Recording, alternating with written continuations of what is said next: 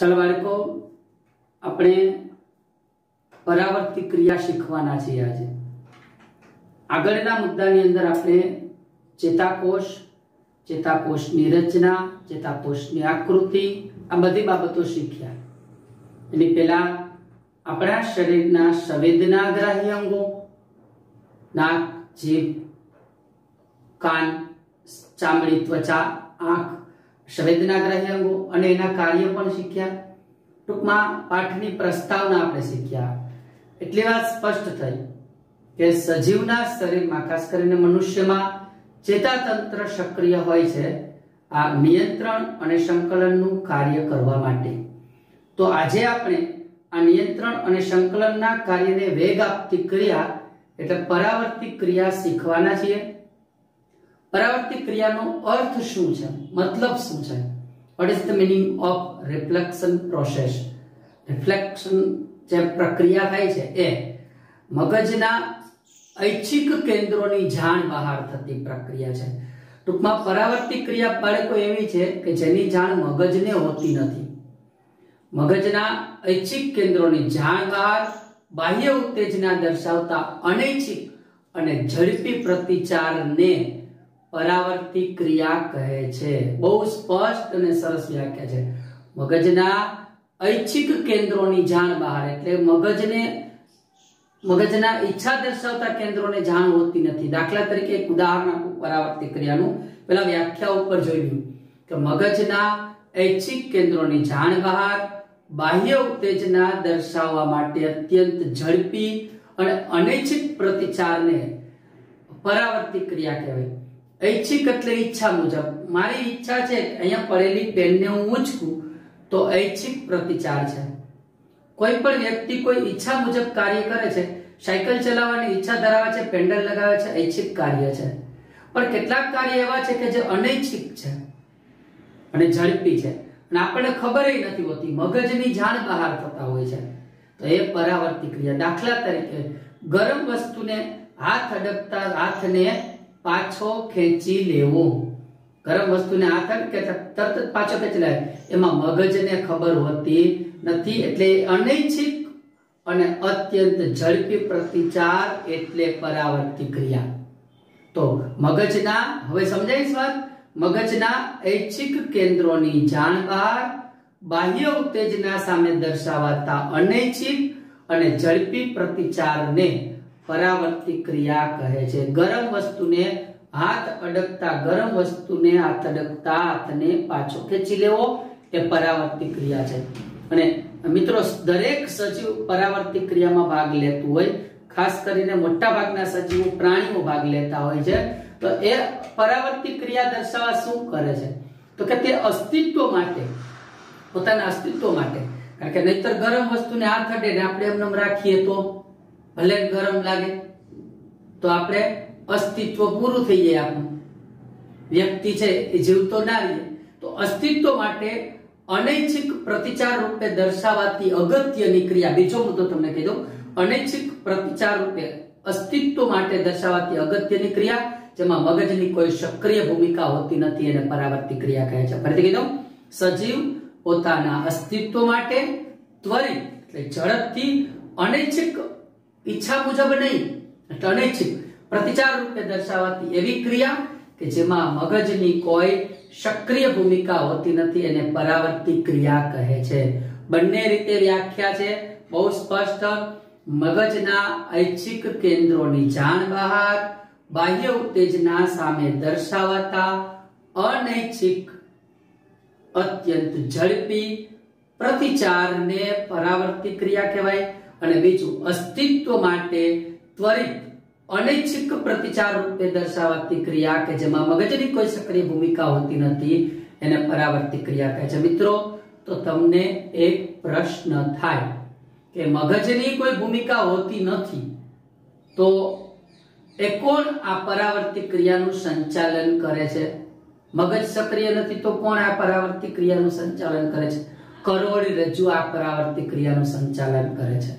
बराबर એવું થતું હોય કે તમે ક્લાસરૂમની અંદર બેઠા હોય અને ધ્યાન આપતા હોય, ક્લાસમાં અભ્યાસમાં ધ્યાન આપતા હોય અથવા તો વાંચવામાં ધ્યાન આપતા હોય, અચાનક તમારો મિત્ર તમને ટાચણી લગાવે છે પેન લગાડે છે તરત જ તમે ચોંકી ઉઠો છો, અચાનક જાગી ઉઠો છો, એવી પરિસ્થિતિ થાય કારણ કે તમારું ધ્યાન બીજે હતું, તમારું મગજ બીજે કામ કરતું હતું. એટલે આ ક્રિયાનું સંચાલન છે કરોડરજ્જુ કરતું જોવા મળે છે.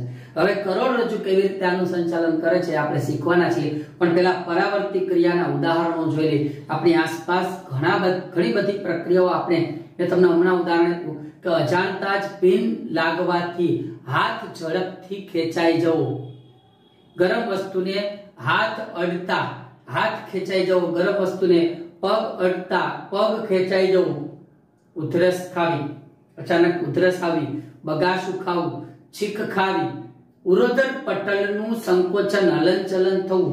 જો ફેફસાની નીચેના ભાગમાં ઉરોદર પટલ છે ઉપર નીચે થતો હોય છે, જેમાં મગજની કોઈ સક્રિય ભૂમિકા નથી. ઐચ્છિક કેન્દ્રોની જાણ બહાર આ પ્રક્રિયા થતી હોય છે, બરાબર. એટલે એનું સંચાલન છે પરાવર્તિત ક્રિયા સ્વરૂપે થતું હોય. ઘૂંટણને આંચકો લાગવો, ઘણી વખત આપણને પગ આવી જાય છે, આપણા ઘૂંટણને આંચકો લાગે છે. તીવ્ર પ્રકાશમાં આપણી આંખની કીકી નાની થઈ જવી, આંખના પોપચા બંધ થઈ જવા. આપણે એક એનિમેશન બતાવેલું હતું કે તીવ્ર પ્રકાશ આવે એટલે આંખ તરત જ બંધ થઈ જવી. આંખના પલકારા લેવા, આપણે વારંવાર આંખના પલકારા લઈએ છીએ, પાપડ બંધ કરીએ છીએ, કાચ ચાલુ કરીએ છીએ, એમાં મગજને કંઈ જ ખબર હોતી નથી. એટલે મગજના ઐચ્છિક કેન્દ્રોની જાણ બહાર બાહ્ય ઉત્તેજના સામે દર્શાવતા અનૈચ્છિક અને અત્યંત ઝડપી પ્રતિચારને પરાવર્તિત ક્રિયા કહેવાય. હું 3-4 વખત વ્યાખ્યા બોલ્યો છું. પસંદગીના સ્વાદિષ્ટ ખોરાકને જોઈને જાતે મોઢામાં પાણી આવી જવું એ પણ પરાવર્તિત ક્રિયાનો એક ભાગ છે. મોઢામાં પાણી આવી જાય છે ઘણી વખત આપણને. આપણે સરસ મજાની ફરસાણની દુકાનેથી જતા હોય, પાવભાજીની દુકાનેથી જતા હોય તો આપણને ખાવાનું મન થઈ જાય છે, તો એ પણ પરાવર્તિત ક્રિયાનો જ એક ભાગ છે. ખોરાકને જોતા મોઢામાં પાણી આવી જવું, આ બધી ક્રિયા છે પરાવર્તિત ક્રિયા છે. તો મિત્રો પરાવર્તિત ક્રિયાની બહુ સ્પષ્ટ સમજૂતી આપી, પણ એક સરસ મજાની વાત તમને કહી દઉં. પરાવર્તિત ક્રિયામાં મગજ ભાગ નથી ભજવતું, પણ આપણે જે પરાવર્તિત ક્રિયા કરીએ છીએ એની સરખામણીમાં વિચારવાની પ્રક્રિયા ખૂબ ધીમી પ્રક્રિયા છે. મિત્રો આપણો નેક્સ્ટ મુદ્દો છે કે પરાવર્તિત ક્રિયાની સરખામણીમાં વિચારવાની ક્રિયા ધીમો પ્રતિચાર આપે છે. શા માટે સમજાવો? કારણ કે વિચારવાની ક્રિયામાં મગજ ભાગ લે છે, અને મગજ જે ક્રિયા કરે છે ને એ જટિલ પ્રક્રિયા છે, જેમાં ઘણી બધી ચેતાઓના ઉર્મિવેગની જટિલ પારસ્પરિક ક્રિયાઓ સંકળાયેલી હોય. મગજ છે એ ઘણા બધા ઉર્મિવેગના વહન સાથે સંકળાયેલું છે, જ્યારે કરોડરજ્જુ તો માત્ર પરાવર્તિત ક્રિયાનું સંચાલન કરે છે. એટલે વિચાર કરવો ને એ જટિલ પ્રક્રિયા છે, એટલે એમાં વાર લાગે છે. આપણે એમ ના કહીએ ઘણા વ્યક્તિને કે આ ભાઈ વિચારે બહુ, એટલે પરાવર્તિત ક્રિયાની સરખામણીમાં વિચારવાની ક્રિયામાં ધીમો પ્રતિચાર જોવા મળે. એ ધીમો પ્રતિચાર એટલે જોવા મળે, વિચારવાની ક્રિયા એ એક જટિલ ક્રિયા છે, એમાં ઘણા બધા ચેતાકોષના ઉર્મિવેગની જટિલ પારસ્પરિક ક્રિયાઓ સંકળાયેલી છે. ઘણી બધી ક્રિયાનું નિયંત્રણ મગજ કરે છે. એટલે તાત્કાલિક પ્રતિચાર મગજ આપતું નથી, એટલે એમ કહેવાય કે એ જટિલ પ્રક્રિયા છે. આપણે જો મુદ્દો શું કીધું કે પરાવર્તિત ક્રિયાની સરખામણીમાં વિચારવાની ક્રિયા ધીમો પ્રતિસાદ આપે છે, કારણ કે વિચાર કરવો એક જટિલ ક્રિયા છે કે જેમાં ઘણા બધા ચેતાકોષના ઉર્મિવેગની પારસ્પરિક ક્રિયાઓ, જટિલ પારસ્પરિક ક્રિયાઓ સંકળાયેલી છે. મગજ ઘણા બધા વિચાર કરીને નિર્ણય આપે છે. તમને કોઈ એક ઝાપટ મારી દીધી, એક લાફો મારી દીધો એટલે ઘણીવાર સમસમી જાશો. તમને કોઈ તીખા શબ્દો કહી દીધા, ગાળો આપી એટલે થોડીક વાર સમસમી જાશો. તરત જ પ્રત્યાચાર નહીં આપો. એનું કારણ છે કે વિચારવા માટે સમય લેશે મગજ, અને વિચાર કરવા માટેના કેન્દ્રો મગજના અગ્ર મગજમાં આવેલા છે. મગજનો અગ્ર મગજનો ભાગ, મિત્રો આપણે અગ્ર મગજ ભણીશું ને ત્યારે એમાં આવી જશે કે તે શરીરના વિવિધ ભાગોમાંથી સંવેદના મેળવે છે. સંવેદના સ્વરૂપે સંવેદી ચેતાઓ મારફતે માહિતી મેળવે છે. એટલે કીધું કે તે શરીરના વિવિધ ભાગોમાંથી ચેતા દ્વારા માહિતી મેળવે છે, એટલે વાર લાગે છે. અને કરોડરજ્જુની અંદર જેવી માહિતી મેળવી અર્થઘટન થાય, બરાબર, પૃથ્થકરણ થાય અને તાત્કાલિક પ્રતિચાર આપે કરોડરજ્જુ પરાવર્તિત ક્રિયા દર્શાવે. એટલે પરાવર્તિત ક્રિયાની સરખામણીમાં વિચારવાની ક્રિયા ખૂબ જ ધીમી હોય છે. હજુ એક મુદ્દો તમને કીધું કે વિચાર માટેના કેન્દ્રો, આ માહિતીનું અર્થઘટન થાય, મેં હમણાં તમને કીધું એ માટેની સૂચના તૈયાર થાય અને પછી પર મગજમાંથી આ સૂચના રિલે થાય, પ્રતિચાર અંગ સુધી જાય, વહન પામે અને પછી પ્રતિચાર અંગ કાર્ય કરે. બરાબર, તમને તમારા શિક્ષકે અચાનક આવી એક ઝાપટ મારી દીધી એમ સમજી લ્યો. એટલે થોડી વાર માટે તમે સમજી જશો. બરાબર, અગ્ર મગજની અંદર વિચારવા માટેના કેન્દ્રો હોય, થોડીક વાર માટે તમે વિચારશો. પછી શરીરના વિવિધ ભાગોમાંથી આ ચેતા દ્વારા માહિતી, મેં તમને કીધું એમ વિચારવાની પ્રક્રિયાની અંદર આ માહિતી ક્યાં પહોંચશે? મગજ સુધી પહોંચશે. એટલે મગજ છે ને એ થોડી વાર માટે આ બાબતમાં શું કરશે? મેં તમને કહ્યું એ પ્રમાણે મગજ છે આ બાબતમાં વિચાર કરશે. આ ક્રિયા મગજ દ્વારા થાય. એ વિચાર કેન્દ્રોની અંદર માહિતીનું અર્થઘટન થાય, સૂચના તૈયાર થાય, પછી મગજ ચાલક ચેતાકોષને માહિતી આપે અને પછી પ્રતિચાર અંગ તરફ વહન પામે. થોડીક વાર વિચાર કરો. પછી ક્લાસરૂમની અંદર તમારા મિત્રોને તમે શિક્ષક વિશે જેમ તેમ કયો, જણાવો. કારણ કે મગજે ઘણું બધું વિચાર લીધું, શિક્ષક ઉપર ખીચ ચડી ગઈ અને મગજમાંથી સૂચના આવી કે શિક્ષકને જેમ આવે એમ કયો, મનમાં નહીં તો બાજુવાળાને. તો એ પ્રતિચાર અંગ કહેવાય. જીભ, એવા સમયે જીભ પ્રતિચાર અંગ હોય છે અને એના ઉપર વહન પામે. ટૂંકમાં વિચારવાની ક્રિયા છે ધીમો પ્રતિચાર આપે. તમારા મિત્રએ તમને પિન મારી એટલે ફટ દઈને તમે એક ઝાપટ મારી લેશો. કારણ કે તમે અચાનક ક્યાં હતા? ભણવામાં હતા અને તમને પિન મારી એટલે તમે એક ઝાપટ ચડાવી દેશો. તમે વિચાર પણ નહીં કરો, કેમ કે કરોડરજ્જુ એ કાર્ય કર્યું છે. એટલે આ જે વસ્તુ છે બહુ સરસ મજાની અને શીખવા જેવી છે. અને આની અંદર એક શા માટે, હું તમને હજી એક વસ્તુ કહી દઉં કે શા માટે કરોડરજ્જુ દ્વારા થતી પરાવર્તિત ક્રિયા ઝડપીનું બીજું કારણ કે જે નિર્ણય લેવાનો એ કરોડરજ્જુ લેવાનો. કરોડરજ્જુ ડાયરેક્ટ સંદેશો આપી દેશે. એટલે એટલો સમય બેચ્યો ક્યાંથી? કરોડરજ્જુથી મગજ સુધી સંવેદના, મગજથી કરોડરજ્જુ સુધી સંવેદના જવાનો સમય બેચ્યો. એટલો ઓછો સમય લેશે. એટલે ઝડપી પ્રતિચાર છે એમ પણ કહેવાય. આમ પ્રતિચાર દર્શાવવા માટે તે વધારે સમય લે છે. કોણ વધારે સમય લે છે? તો કે મગજ વધારે સમય લે છે. અને પરાવર્તિત ક્રિયામાં સામાન્ય રીતે કરોડરજ્જુ દ્વારા આપવામાં આવે છે. હું તમને મેં પહેલા જ કહી દીધું કે પરાવર્તિત ક્રિયા કોના દ્વારા રજૂ કરવામાં આવતી હોય? કરોડરજ્જુ દ્વારા. તેથી અંગથી મગજ તરફ, અંગથી મગજ તરફ અને મગજથી પાછા અંગ તરફ જવાના ઉર્વી વેગનો સમય બચી જાય. એમ વિચારો ને, કરોડરજ્જુથી મગજ તરફ ને મગજથી કરોડરજ્જુ તરફ આટલો સમય બચી જાય. એટલે વિચારવાની ક્રિયામાં આપણો પ્રતિચાર કેવો હોય? ધીમો હોય. જ્યારે પરાવર્તિત ક્રિયા છે એનો પ્રતિચાર કેવો હોય?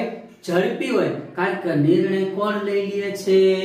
કરોડરજ્જુ જ નિર્ણય લે છે. જો નીચે તમને આકૃતિ આપેલી છે, આકૃતિની અંદર બહુ જ સ્પષ્ટપણે તમને કહેવામાં આવ્યું છે કે અહીંયા વ્યક્તિ ગરમ વસ્તુને હાથ અડે છે એટલે સંવેદના કરોડરજ્જુ સુધી પહોંચે છે. અહીંયા કરોડરજ્જુ સુધી.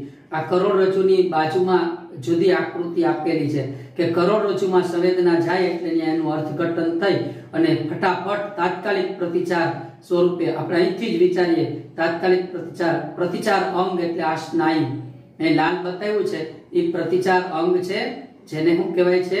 સ્નાયુ કહેવાય છે. એ સ્નાયુની અંદર છે ને આ પ્રક્રિયાનું અર્થઘટન થતું જોવા મળે છે અને એ સ્નાયુ એ પ્રમાણે પ્રતિચાર આપતા જોવા મળે છે. બરાબર. અને તરત શું કરશે? હાથને ખેંચી લેશે. તો આ રીતે વિચારવાની પ્રક્રિયામાં હજી સમય લાગશે, જ્યારે પરાવર્તિત ક્રિયાની અંદર સમય લાગશે નહીં. અત્યંત ઝડપી પ્રતિચાર જોવા મળે છે. હવે પરાવર્તિત ક્રિયા સાથે સંકળાયેલી ઘટનાને પરાવર્તિત કમાન કહેવામાં આવે છે. પરાવર્તિત ક્રિયા સાથે સંકળાયેલી ઘટનાને પરાવર્તિત કમાન કહેવામાં આવે છે. તો ચાલો, કરોડરજ્જુની પરાવર્તિત ક્રિયા એટલે પરાવર્તિત કમાન. તો પરાવર્તિત કમાન ક્યારે થાય? મેં તમને કીધું હતું, જ્યારે ગરમ વસ્તુને હાથ અડી જાય અને ત્યારે જે ઘટના બને એ પરાવર્તિત કમાન છે. તો જ્યારે પરાવર્તિત ક્રિયામાં સંકળાયેલી અંતર્વાહી ચેતા, જો વ્યાખ્યા આપી દો. અંતર્વાહી ચેતા એટલે કે સંવેદી ચેતા. અને બહિર્વાહી ચેતા એટલે પ્રેરક ચેતા. સમજો, સંવેદનાને કરોડરજ્જુ સુધી લઈ જાય ને એ સંવેદી ચેતા, અને કરોડરજ્જુ થી પ્રેરણાને સંવેદી અંગ સુધી લઈ જાય તો પ્રેરક અંગ સુધી લઈ જાય તો ચાલક અંગ સુધી લઈ જાય એને ચાલક ચેતા કહેવાય. તો વ્યાખ્યા શું છે? પરાવર્તી ક્રિયામાં સંકળાયેલી અંતર્વાહી ચેતા અને બહિર્વાહી ચેતાના કરોડરજ્જુ સાથેના જોડાણને પરાવર્તી કમાન કહે છે. શું થયું? હજી એક વખત સમજો વ્યવસ્થિત.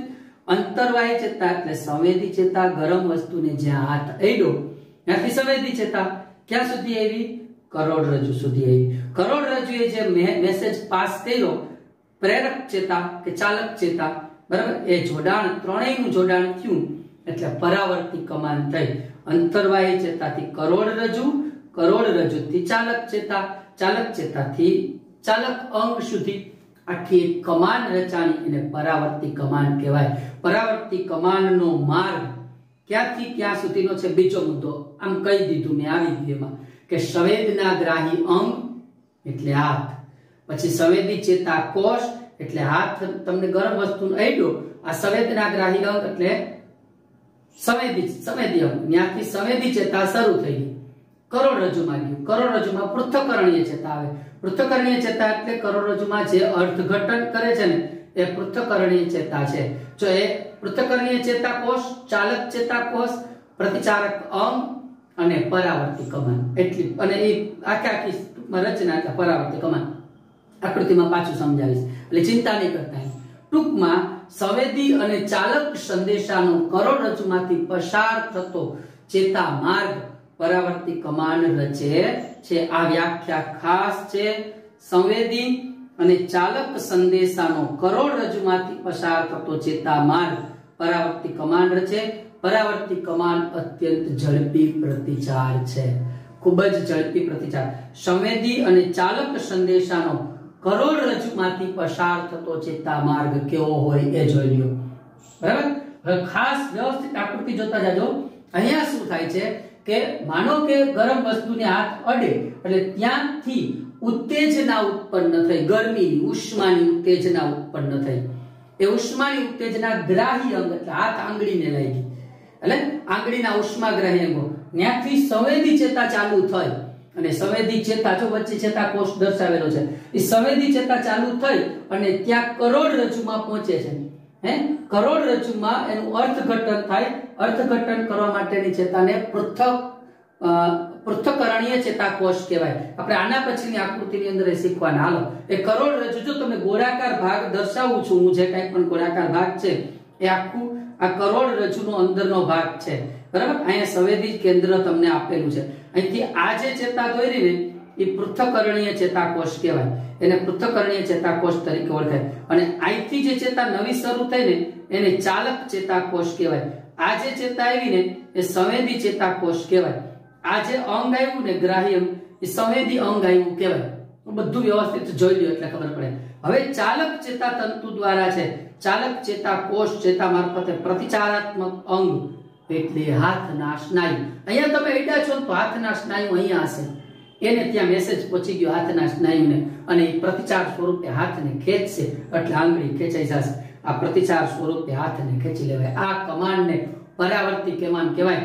સંવેદી અંગથી શરૂ કરી અને કરોડરજ્જુમાંથી પસાર થઈ અને ચાલક અંગ, ચાલક ચેતા સુધીનો જે ભાગ, ચાલક અંગ સુધીનો જે ભાગ થયો એને પરાવર્તી કમાન કહેવાય છે. મિત્રો, બહુ સરસ મજાની વાત છે. પરાવર્તી કમાન ક્યારે રચાય છે આપણે એનો અર્થ નીચેના ઉદાહરણ ઉપરથી સ્પષ્ટ કરીશું. અહીં સુધીની વાત ખબર પડી. વ્યાખ્યા પરાવર્તી ક્રિયા માટેની કે પરાવર્તી ક્રિયામાં સંકળાયેલી અંતર્વાહી ચેતા અને બહિર્વાહી ચેતા અને કરોડરજ્જુ સહિતનું જોડાણ, જેમાં બધાનું જોડાણ આપણે દર્શાવ્યું આકૃતિમાં. બરાબર, સંવેદી અંગ અને ચાલક અંગ, બરાબર, એના સંદેશા અને કરોડરજ્જુમાંથી પસાર થતો ચેતાનો માર્ગ એટલે પણ પરાવર્તી કમાન. પરાવર્તી કમાનનો આપણે અર્થ છે ને ઉદાહરણ દ્વારા સમજવો છે. આમ તો ઉદાહરણ એક તમને આપેલું છે, એ જ ઉદાહરણ તમને સ્પષ્ટતા કરતો. ધારો કે ભૂલથી કે અજાણતા કોઈ વ્યક્તિનો હાથ ગરમ વસ્તુને અડે છે તો તરત જ વિચાર્યા વગર પોતાનો હાથ ખેંચી લે છે. યાદ રાખજો, અહીંયા ગરમ વસ્તુ ઉત્તેજનાનો સ્ત્રોત છે. ઉત્તેજના કઈ છે? ગરમ વસ્તુ. પગમાં કાંટો લાગ્યો, ચાલો તો તરત જ પગ ઉપાડી લઈશું. તો અહીંયા ઉત્તેજના કઈ છે? કાંટો. કાંટો લાગવો એ ઉત્તેજના છે. તો આ ઉત્તેજના છે એ હાથમાં સંવેદી ચેતાતંતુને ક્રિયાશીલ કરે. અહીંયા ગરમ વસ્તુને હાથ થઈ ગયો છે તો હાથના સંવેદી ચેતાતંતુને ક્રિયાશીલ કરે અને શું કરે? ઉર્મિવેગ ઉત્પન્ન કરે. અને ઉર્મિવેગને ક્યાં લઈ જાય? કરોડરજ્જુ સુધી લઈ જાય. જો અહીંયા સ્પષ્ટતા કરી છે કે ઉત્તેજના હાથમાં બરાબર સંવેદી ચેતાતંતુને ક્રિયાશીલ કરે છે અને એ ઉર્મિવેગને ક્યાં લઈ જાય છે? કરોડરજ્જુ તરફ લઈ જાય છે.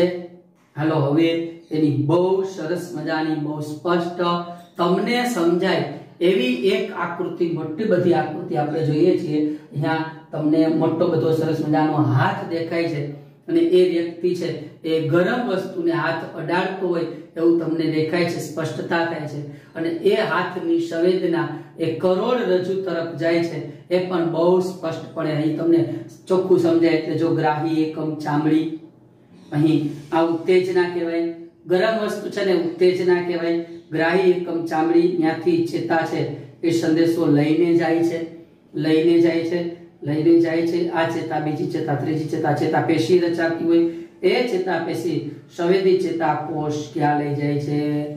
સંવેદી ચેતાકોષ વચ્ચે આવી ગયો અહીંયા કે આ સંવેદી ચેતાકોષ છે એ કરોડરજ્જુમાં સંવેદના લઈ જાય છે. અહીંયા આ જે કરોડરજ્જુનો ભાગ છે એની આકૃતિ પણ દોરવાની આવે છે. મિત્રો આ આકૃતિ પણ પાઠ્યપુસ્તકની અંદર બહુ સ્પષ્ટ અને સરસ આપેલી છે. એ પણ સરળ છે દોરવી. તો એ કેવી રીતે દોરાય એ પણ તમને હું સ્પષ્ટતા કરી દઉં. અહીં તમે આઈ બટન દબાવશો એટલે એ આકૃતિ કેવી રીતે દોરાય એ તમને ખ્યાલમાં આવશે. બરાબર? એનો વિડીયો છે સ્પેશિયલ, એ વિડીયો તમે જોઈ શકો છો. આઈ બટન દબાવી વિડીયો જોઈ શકશો. તો આ જે કરોડરજ્જુ છે એની અંદર આ વસ્તુની સંવેદના થાય. ત્યાંથી પૃથ્થકરણીય ચેતાકોષ ત્યાંનું અર્થઘટન કરે કે ભાઈ હવે આપણને ગરમ વસ્તુ લાગી છે તો સંદેશો કોને આપશું? હાથ ખેંચવાનો.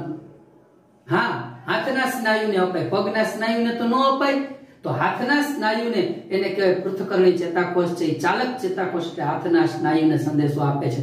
આ હાથનો સ્નાયુ છે, જો આ દેખાય છે, હાથના સ્નાયુ પ્રતિચારાત્મક. અને હાથના સ્નાયુ આ સંવેદના ગ્રહણ થવાથી સ્નાયુ તરત ઝટકો મારીને હાથને ખેંચી લે છે. તો આવી રીતે સંવેદી કેન્દ્રથી શરૂ કરી અને ચાલક અંગ સુધી જે સંવેદનાનું વહન થયું એ પરાવર્તી કમાન તરીકે ઓળખાય છે. તો મિત્રો મુદ્દો કીધો છે કે આમ કરોડરજ્જુમાં સંવેદી કેન્દ્ર આ ઉત્તેજના મેળવે, ચાલક કેન્દ્રમાં એ સંદેશો વહન કરે. આ સંદેશો ચાલક ચેતાતંતુ દ્વારા હાથના સ્નાયુને મળે. મેં બધું આકૃતિમાં સમજાવી દીધું છે. આ સ્નાયુઓ છે એ સંકોચાઈ જાય, હાથના સ્નાયુ સંકોચાય, હાથ ખેંચાઈ જાય અને હાથ અથવા તો એના સ્નાયુ પ્રતિચારાત્મક અંગ તરીકે કાર્ય કરે. હાથના સ્નાયુ પ્રતિચારાત્મક અંગ તરીકે કાર્ય કરે. ટૂંકમાં એમ કહેવાય કે સંવેદી અંગથી ગરમ લાગ્યું એ સંવેદી અંગથી પ્રતિચારક અંગ એટલે હાથના સ્નાયુ સુધી સમગ્ર માર્ગ, વચ્ચે કરોડરજ્જુ સાથે જોડતો સમગ્ર માર્ગ એટલે પરાવર્તી કમાન. અને આ ક્રિયા એટલે પરાવર્તી ક્રિયા. સંવેદી અંગથી પ્રેરક અંગ સુધી રચાતી કાર્યની કમાન એટલે પરાવર્તી કમાન. અહીંયા પાછી મેં તમને આકૃતિ કીધેલી છે. એ સ્પષ્ટ તમે આકૃતિમાં સમજી ગયા છો એટલે એની હવે બીજી જરૂરિયાત નથી. મિત્રો આપણે એક પ્રશ્ન થાય કે આપણા શરીરની અંદર, મનુષ્યના શરીરમાં મગજ વિકસિત છે. એટલે તમારી જાણકારી ખાતર કીધું, આપણું મગજ એટલું બધું વિકસિત છે કે આપણામાં પરાવર્તી ક્રિયા અલ્પ વિકસિત છે. આપણે અત્યંત ઝડપી પ્રતિચાર નથી આપી શકતા. ભલે ગરમ વસ્તુઓ એટલે આપણે આપીએ છીએ પ્રતિચાર, પણ પ્રાણીઓની સરખામણીમાં આપણો પ્રતિચાર ધીમો છે. પ્રાણીઓને તો દૂરનો કોઈ અવાજ હોય ને એની અગાઉથી જાણ થઈ જાય. ધરતી કંપાવવાનું હોય તો કૂતરું કે ગાય કે એ પ્રાણીઓ ઉછળકૂદ પહેલેથી કરવા માંડે, એને ખબર પડી જાય છે. કારણ કે એની વિચારવાની પ્રક્રિયા ઓછી છે, મગજ અલ્પ વિકસિત છે. આપણે એવું છે મગજ સુવિકસિત છે એટલે આપણે વિચારવામાં પડ્યા હોય, અને એવા સમયે પ્રાણીઓ છે એ વિચારતા હોતા નથી એટલે એની પરાવર્તી ક્રિયા ઝડપી હોય છે. સરસ મજાનો એવો પ્રશ્ન છે કે પ્રાણીઓમાં પરાવર્તી કમાન શા માટે ઉદ્વિકાસ પામેલી છે? સમજાવો. અને આપણામાં એટલી બધી પરાવર્તિત કમાન ઉદ્વિકાસ પામેલી નથી, મતલબ એટલી વિકસિત થઈ શકેલી નથી. મેં કારણ આપ્યું એ કે પ્રાણીઓમાં પરાવર્તિત કમાન ઉદ્વિકાસ પામી છે કારણ કે એની મગજમાં વિચારવાની પ્રક્રિયા ખૂબ જ ધીમી હોય છે અથવા તો સતેજ હોતી નથી. મોટા ભાગના પ્રાણીઓ છે વિચારવા માટે જરૂરી જટિલ ચેતાકોષીય જાળું છે અલ્પ વિકસિત હોય છે અથવા તો ગેરહાજર હોય છે. વિચારવા માટેનું ચેતાકોષીય જાળું પ્રાણીઓમાં અલ્પ વિકસિત હોય અથવા તો ગેરહાજર હોય. અમુકમાં મગજ અલ્પ વિકસિત હોય, આપણા જેટલું ચેતાકોષીય જાળું મગજમાં પ્રાણીઓમાં ના હોય. એટલે પ્રાણીઓમાં પરાવર્તિત કમાન છે એ ઉદ્વિકાસ પામેલી છે કારણ કે એને પ્રતિચાર તો આપવો ને પરિસ્થિતિ સામે, બરાબર. આથી તમને કીધું છે કે વાસ્તવિક વિચારવાની ક્રિયાની ગેરહાજરીમાં કાર્ય કરવા માટે, વિચારવાની ક્રિયાની ગેરહાજરીમાં કાર્ય કરવા માટે અસરકારક પ્રણાલીના ભાગરૂપે પરાવર્તિત કમાન એ વિકાસ પામેલી છે. આ મેં તમને કીધું એમ જટિલ ચેતાકોષીય જાળાનું અસ્તિત્વ હોય તો પણ ઝડપી પ્રતિચાર માટે વધુ કાર્યક્ષમ પ્રણાલી તરીકે પરાવર્તિત કમાન હોય છે. માનો કે કેટલાક પ્રાણીઓમાં બહુ સરસ મજાની ચલો મુદ્દો કીધો કે જટિલ ચેતાકોષીય જાળનું અસ્તિત્વ હોય, મગજ હોય ચેતાકોષીય જાળનું, પણ ઝડપી પ્રતિચાર માટે તો વધુ કાર્યક્ષમ પ્રણાલી તરીકે કોણ છે? પરાવર્તિત કમાન. આપણી જ વાત કરો ને, જટિલ ચેતાકોષીય જાળનું અસ્તિત્વ છે મનુષ્યમાં, છે એ મનુષ્યમાં જટિલ ચેતાકોષીય જાળનું અસ્તિત્વ છે જ, બરાબર. પણ છતાંય પરાવર્તિત ક્રિયા એટલી બધી વિકસિત હોતી નથી. એટલે મનુષ્ય છે એ જટિલ ચેતાકોષીય જાળનું અસ્તિત્વ છે પણ છતાંય કાર્યક્ષમ પ્રણાલી તરીકે પરાવર્તિત કમાન હોય છે. પણ પ્રાણીઓની અંદર છે એ વિચારવાની પ્રક્રિયાની ગેરહાજરી હોય એટલે આ પ્રણાલી વધુ અસરકારક હોય છે. તો આ મનુષ્ય કરતાં પ્રાણીઓમાં ચેતાતંત્ર એટલે કે પરાવર્તિત ક્રિયાની સજાગતા વધુ હોય એ મુદ્દો. હવે જ્યારે શરીરને ત્વરિત પ્રતિચારની જરૂર પડે ત્યારે, માનો કે આપણે બહુ અત્યંત ઝડપી પ્રતિચારની જરૂર પડે ત્યારે આપણે આ સમસ્યાનો ઉકેલ કેવી રીતે મેળવીએ છીએ? હવે રિવિઝન પ્રશ્નો છે મિત્રો, અગાઉ વાત કરી દીધી, બધું આવી ગયું કે જ્યારે આપણે ત્વરિત પ્રતિચારની જરૂર પડે ત્યારે શરીરની સંરચનાઓ આ સમસ્યાનો ઉકેલ કેવી રીતે મેળવે છે? સીધી વાત, નો બકવાસ. જ્યારે શરીરને ત્વરિત પ્રતિચારની જરૂર પડે ત્યારે શરીર સંરચના પરાવર્તિત કમાન દ્વારા સમસ્યાનો ઉકેલ મેળવે છે. કોના દ્વારા? પરાવર્તિત કમાન. પરાવર્તિત કમાન છે એ પૂર્વ સંકેતો શોધવાની ક્રિયા કરે છે અને પ્રતિચાર દર્શાવવાની ક્રિયા કરે છે. અગાઉથી જ કેટલાક સંકેતોને શોધી કાઢે. ગરમ વસ્તુ હોય ને આપણે જતા જ નથી અને ગરમ વસ્તુને હાથ અડે એટલે તરત જ ખેંચી લઈએ છીએ. તો એ પરાવર્તિત કમાન છે એ આ ક્રિયા માટે ખૂબ જ મદદરૂપ હોય છે મિત્રો. એટલે કીધું છે કે જ્યારે ત્વરિત પ્રતિચારની જરૂર પડે ત્યારે આપણી શરીર સંરચના પરાવર્તિત કમાન દ્વારા સમસ્યા ઉકેલે છે. શું કામ પરાવર્તિત કમાન દ્વારા? તો કે પરાવર્તિત કમાન પૂર્વ સંકેતો શોધવાની ક્રિયા અને અનુરૂપ પ્રતિચાર દર્શાવવાની ક્રિયા ખૂબ ઝડપથી કરે. પૂર્વ સંકેતો શોધવાની ક્રિયા એટલે આપણને એક વખત ગરમ વસ્તુને હાથ અડી ગયો એટલે આપણને ખબર હોય કે અહીંયા અડ્યા જેવું નથી, બરાબર. અને ગરમ વસ્તુને અડીએ તો પણ તાત્કાલિક પ્રતિચાર આપણને ઝડપી પ્રતિચાર આપે છે. તાત્કાલિક પ્રતિચારના કિસ્સામાં બાહ્ય ઉત્તેજનાની સંવેદના સાથે વિચારવાની ક્રિયા સંકળાતી. અહીંયા તમારે વિચાર કરવાનો નથી. ગરમ વસ્તુને હાથ અડે એટલે વિચાર કરવાનો નથી. સુતળી બોમ્બ ફૂટે એટલે જોજો પ્રાણીઓ કોઈ વિચાર ના કરે, મંડે ભાગવા.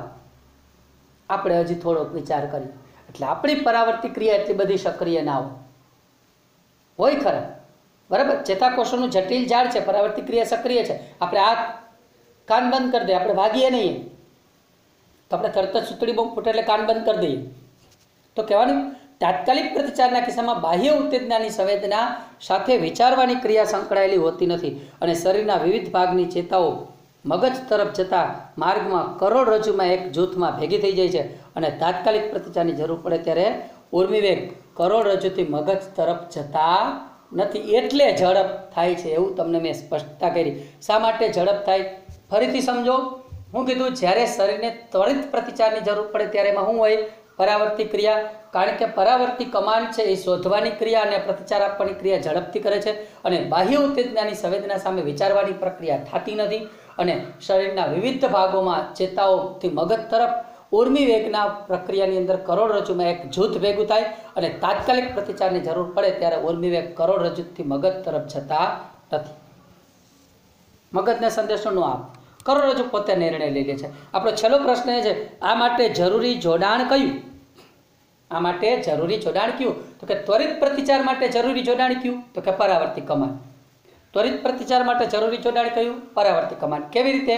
સંવેદી અંગથી પ્રતિચાર અંગ સુધી કરોડરજ્જુ ચેતા સાથે જોડાણ થયેલું હોય. સંવેદી અંગથી, જો મુદ્દો આપ્યો છે, શું આપ્યો છે? ત્વરિત પ્રતિચાર માટે પરાવર્તી કમાન જોડાણ સંવેદી અંગથી પ્રતિચાર અંગ સુધી કરોડરજ્જુ ચેતા દ્વારા જોડાયેલું હોય છે. તો આખો આ મુદ્દો પરાવર્તી ક્રિયાને લગતો મિત્રો મુદ્દો પૂરો થાય. અને પરાવર્તી ક્રિયાને લગતી તમામ બાબતો છેલ્લે બે એના જે પ્રશ્નોત્તરના પ્રશ્નો હતા ને એ પણ આપણે પૂરા કરી દીધા છે. હવે ત્યારબાદ આપણું ચેતાતંત્ર, સેન્ટ્રલ નર્વસ સિસ્ટમ, મગજ અને કરોડરજ્જુની રચના આકૃતિ દોરી સમજાવો એવા નેક્સ્ટ પ્રશ્ન કે મુદ્દો છે એ ત્યારબાદ આપણે નેક્સ્ટ વિડીયોમાં લઈશું.